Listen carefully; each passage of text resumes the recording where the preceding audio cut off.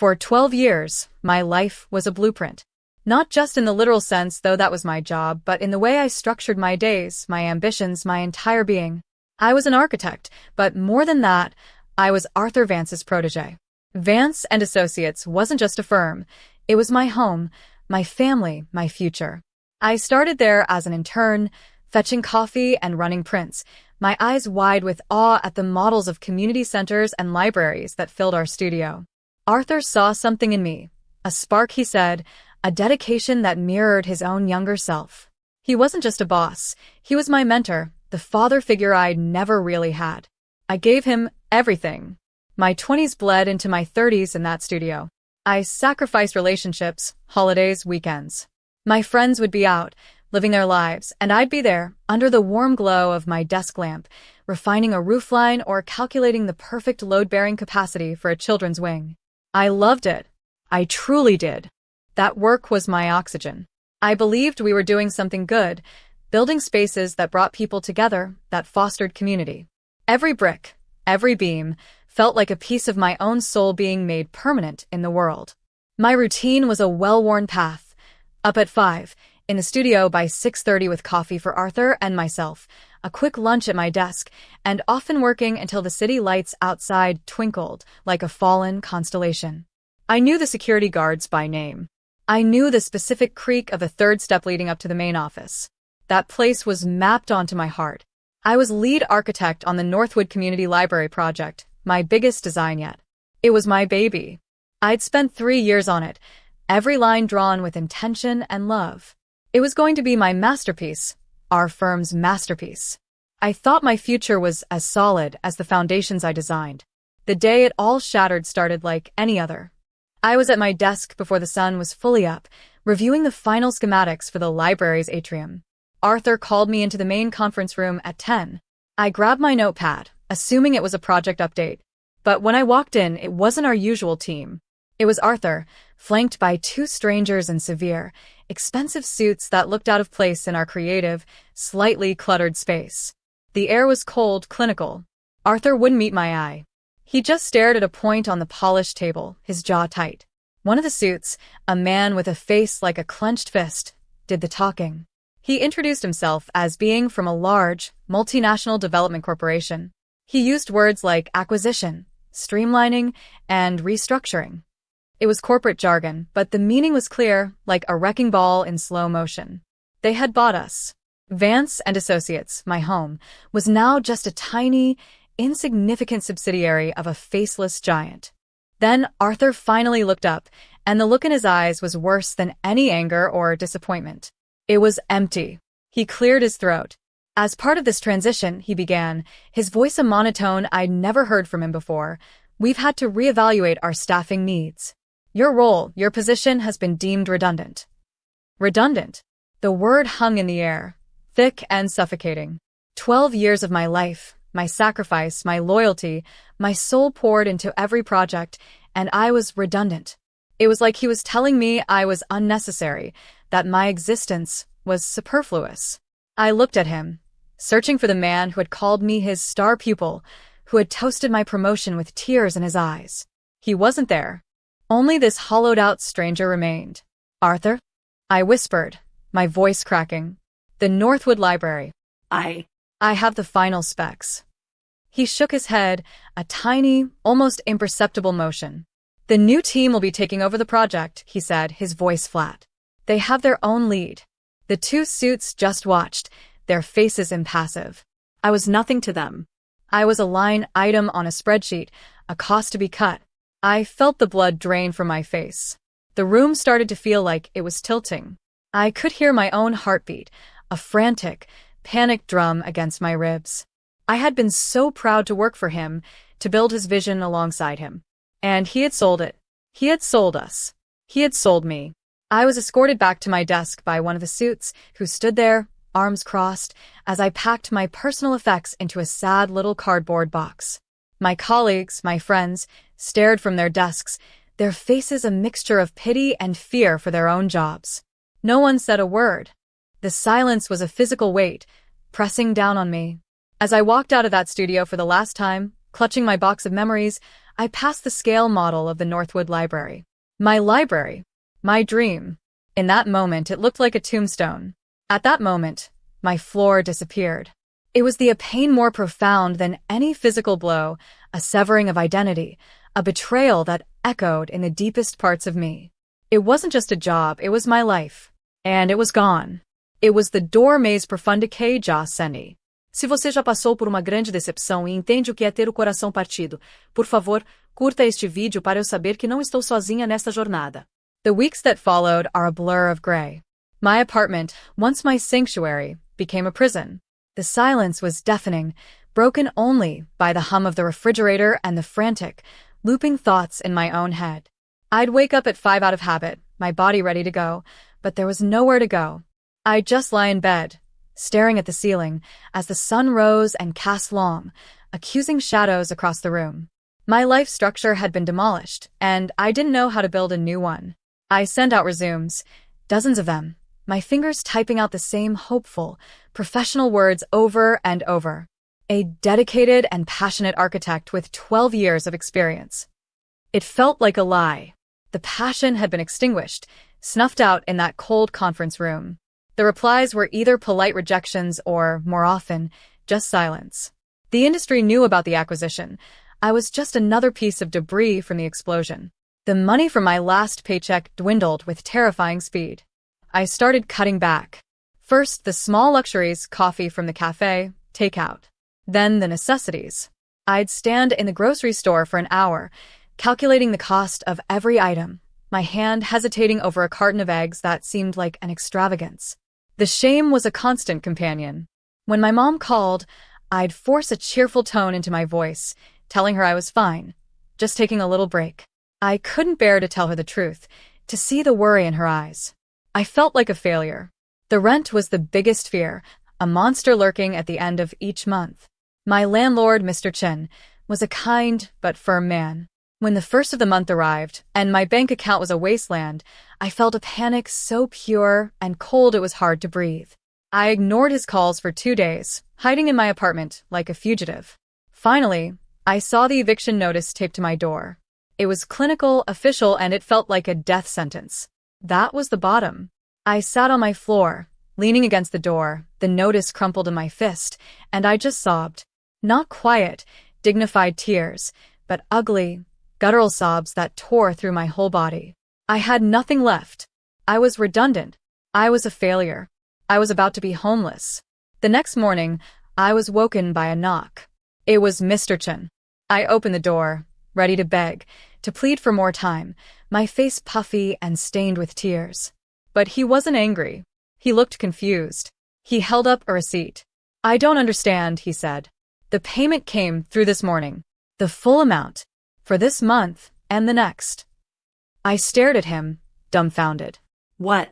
"But I didn't." he shrugged. "It was an anonymous bank transfer. I just came to take the notice down. Have a good day." He left me standing in the doorway, the receipt in my trembling hand. It was real. 2 months' rent. Paid. Relief washed over me, so potent it made me dizzy, but it was followed by a wave of utter confusion. Who would do that? I had no family with that kind of money, and I had been too proud to tell any of my friends how bad things had gotten. For days, I obsessed over it. Was it pity from Arthur? I immediately dismissed the thought. It wasn't his style. It was a mystery I couldn't solve, a kindness that felt alien in my new, harsh world. The reprieve from the immediate financial terror didn't magically fix me, but it gave me a sliver of space to breathe. One afternoon, consumed by a need to do something, anything, to feel productive, I decided to clean my apartment from top to bottom. It was a way to exert some control over my chaotic life. I scrubbed floors, washed windows, and then I tackled the refrigerator, a place I'd been avoiding. It was mostly empty, a sad monument to my poverty.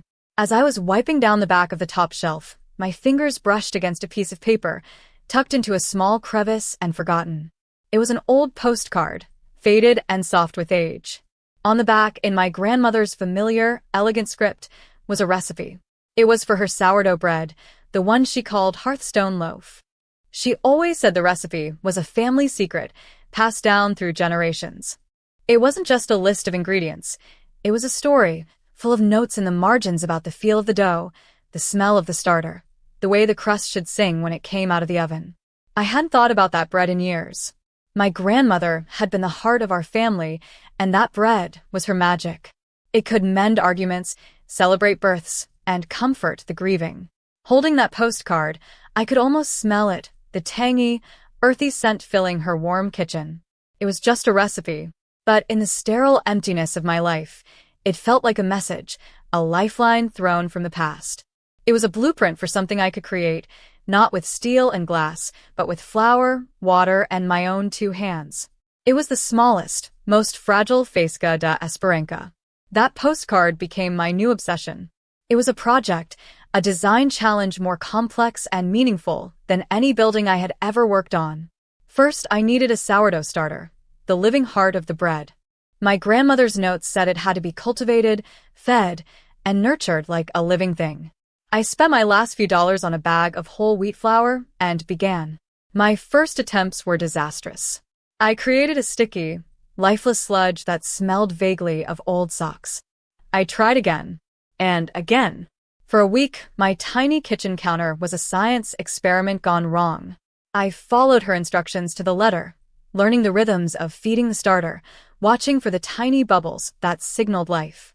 On the 8th day, it happened. I woke up to find a jar full of a frothy, vibrant, beautifully sour-smelling culture. I had created life. I felt a jolt of accomplishment, a feeling I thought I had lost forever. The next challenge was the bread itself. My first loaf was a brick, a dense, pale, utterly inedible rock. My second was burnt on the outside and raw in the middle. I wanted to give up, to throw the starter away and crawl back into bed. But then I'd read my grandmother's words in the margins. Patience, my dear. The dough knows when you're rushing. Listen to it. So I listened. I learned to feel the dough, to understand the delicate dance of gluten development. I learned to read the signs of a proper fermentation, the slow, steady rise. My days became structured again, but this time around the needs of the dough. The feeding, the stretching, the folding, the shaping, the long, slow proofing. It was a meditative process, a slow, deliberate act of creation. And my hands, which had grown soft from tapping on a keyboard, became strong and dusted with flour. It took another 2 weeks, but finally I pulled a loaf from my old, unreliable oven that looked perfect. It was a deep, burnished bronze, with a beautiful ear, where the crust had burst open. I let it cool, listening to the crackling sound my grandmother called the bread song. When I sliced into it, the crumb was open and airy, the texture chewy and perfect. The taste was home. It was every happy memory from my childhood in a single bite. I sat at my kitchen table and ate 3 slices, slathered in butter, and cried. They were tears of grief, but also of joy. I had made something beautiful out of almost nothing. I started baking every day, filling my small apartment with the life-affirming scent of fresh bread. I gave loaves to my neighbors, to Mr. Chun, to the woman at the corner store. I had nothing else to give, but I could give this. The response was overwhelming. People were captivated by it. They said it tasted like bread they hadn't had in years, that it tasted real. One of my neighbors, a young woman named Sarah, suggested I try selling it at the weekend farmer's market. The idea terrified me, but the thought of staying in my apartment forever terrified me more. I spent the week baking like a woman possessed, and on Saturday morning, I set up a small folding table with a hand-drawn sign, Hearthstone Sourdough. I was so nervous my hands were shaking. For the first hour, people just walked by. Then an older woman stopped. She looked at the bread, her eyes thoughtful. "That looks like my mother's bread," she said. I offered her a sample. She closed her eyes as she chewed, and when she opened them, they were wet with tears. "It is," she whispered. "It's the same." She bought 2 loaves and told me the story of her mother, who had passed away a decade ago. She said that one bite had brought back a flood of beautiful memories she thought were lost. That was my first sale, my first real victory. It wasn't about the money. It was about connection. It was the realization that I wasn't just selling bread. I was offering people a taste of memory, of comfort, of home. I was building something again, not a community center made of concrete, but a community built around a shared table. That day, I sold every single loaf. The next week, I had a line of people waiting before I had even finished setting up. Word spread. A local food blogger wrote a small but glowing review, calling my bread an architectural marvel of flavor and texture. The name stuck. I became the bread architect. My little market stall became a destination. Cafes started asking to carry my loaves. Restaurants wanted to feature my bread on their menus. I was working harder than I ever had in my life, my days starting at 3 a.m. in my tiny kitchen, my arms aching from mixing and kneading, but I had never felt more alive, more purposeful. I moved from my apartment kitchen to a small, shared commercial kitchen space. I was no longer just surviving, I was thriving. I was building a business, my business, on my own terms with my own two hands. Foi ali, com as minhas próprias mãos, que comecei a reescrever a minha história. Deixei de ser a vítima e me tornei a autora do meu destino. Se a minha jornada de superação está te inspirando, inscreva-se no canal para acompanhar os próximos capítulos e fazer parte desta comunidade de recomeços. A year and a half after my world had imploded, my new world was flourishing. Hearthstone Sourdough was a recognized name in the city. I had my own small bakery now, a beautiful little corner shop with big windows that let the morning light stream in, illuminating the flour that always seemed to hang in the air like pixie dust.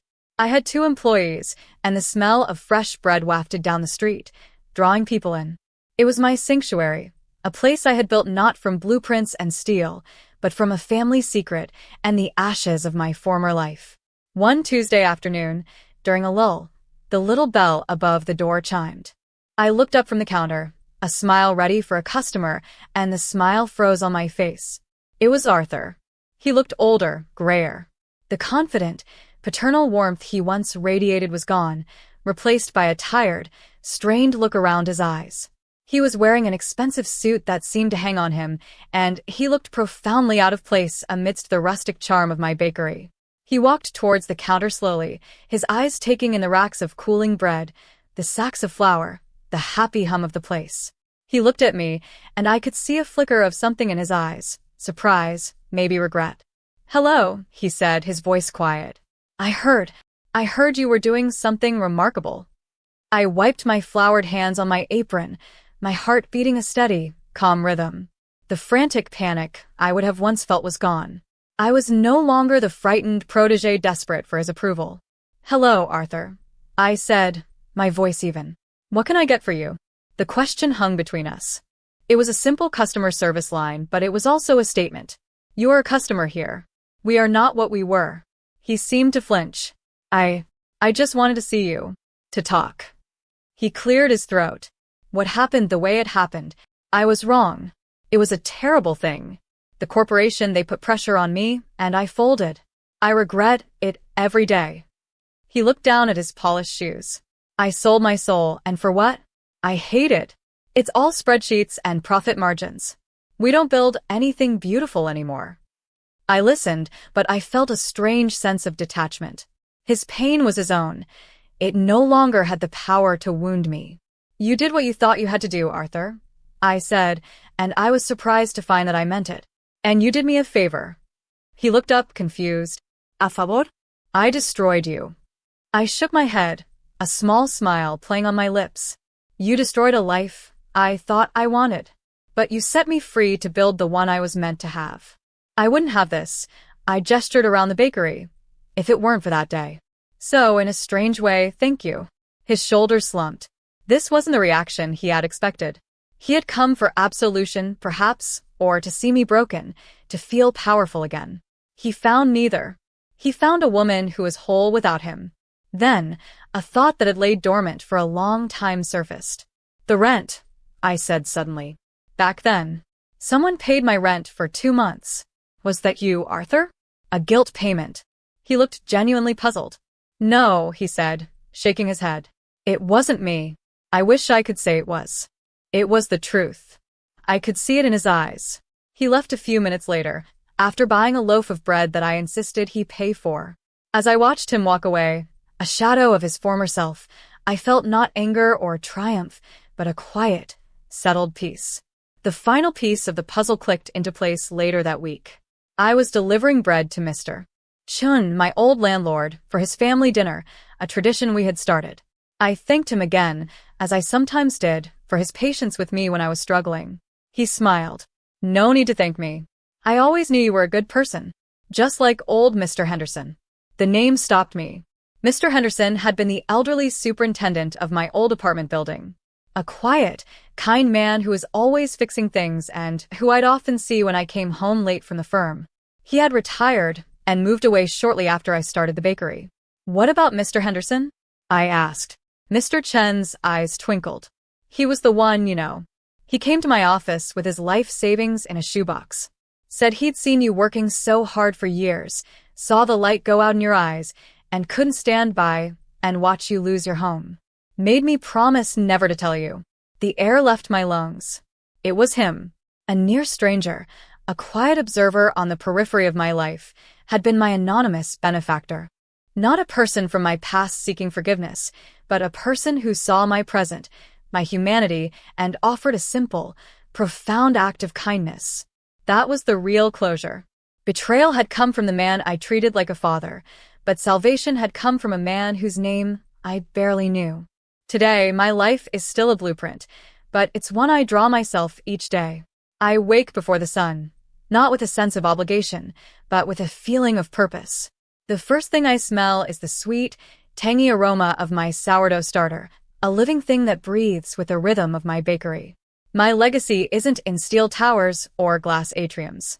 It's in the crust of a warm loaf, in the shared moment of a family breaking bread, in the community we've built around this simple, honest food.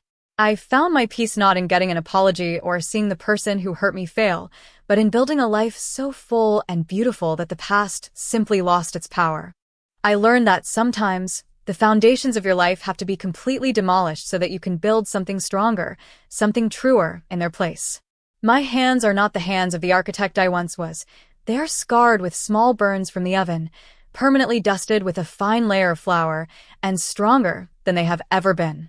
They are the hands of a creator, a survivor, a baker.